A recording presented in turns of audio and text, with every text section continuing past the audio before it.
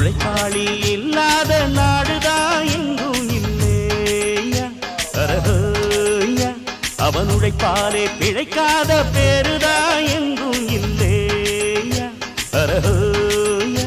அர சாமியோ சாமி அப்படி இருந்துட்டா காமி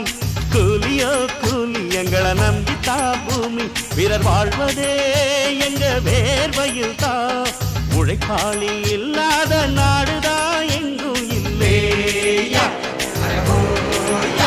அவன் உழைப்பாலே பிழைக்காத